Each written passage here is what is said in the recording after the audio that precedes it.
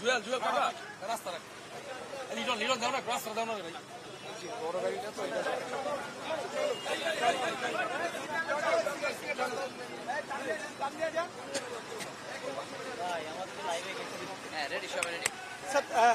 মানে বর্জ্য ব্যবস্থার কি দৃশ্য দেখলেন এবং পুরো ঢাকা দক্ষিণ সিটি কর্পোরেশনের পরিস্থিতি যদি বলেন। আজকে আমরা এখন বর্তমানে দাঁড়িয়ে আছি যেখানে গতকাল রাত পর্যন্ত ধোলাইখাল হাট যেটাকে বলে গরুর হাট, সেই হাটে সেই স্থানে দাঁড়িয়ে আছি। এটা হলো কত নম্বর ওয়ার্ড? 44-40।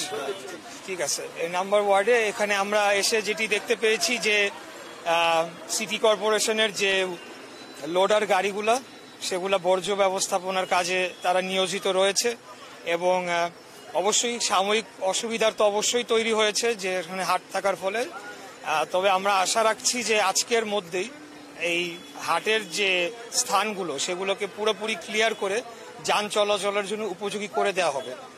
আরেকটা যেটা আমরা আশঙ্কা করছি যে বৃষ্টিপাত হলে সেই ক্ষেত্রে কাজটা কিছুটা বিলম্বিত হতে পারে, তবে আমি বিশ্বাস করি যে আমাদের সকল শ্রেণীর কর্মকর্তা কর্মচারী বৃন্দ পরিচ্ছন্ন কর্মী যারাই রয়েছেন এবার তারা অত্যন্ত আন্তরিকভাবে কাজ করছেন এবং দ্রুততম সময়ের মধ্যে আমরা আশা রাখি যে নগরীকে তার স্বাভাবিক অবস্থায় ফিরিয়ে নিয়ে যেতে সক্ষম হব।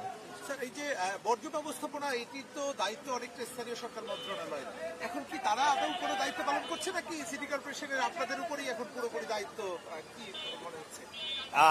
আমার জানা মতে ঢাকা সিটি কর্পোরেশন এরিয়ার ভিতরে যে এরিয়াটা রয়েছে সেই এরিয়ার বর্জ্য ব্যবস্থাপনা সবসময় সিটি কর্পোরেশনের ছিল, কোনো সময় স্থানীয় সরকারের বর্জ্য ব্যবস্থাপনা ছিল বলে আমার জানা নেই। এটা আমি জানি না দেশের অন্য কোনো মিউনিসিপ্যালিটি বা পৌরসভাগুলো থাকলেও থাকতে পারে।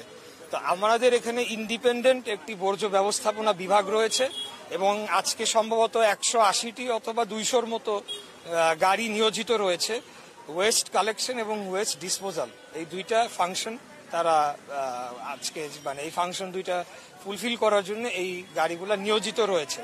তো আপনার প্রশ্নে আসলে যেহেতু আমি ঠিক বলতে পারছি না স্থানীয় সরকার মন্ত্রণালয়ের এই ক্ষেত্রে কোনো সরাসরি ভূমিকা রয়েছে বলে আমার জানা নেই, তাই উত্তরটি দিতে পারলাম না।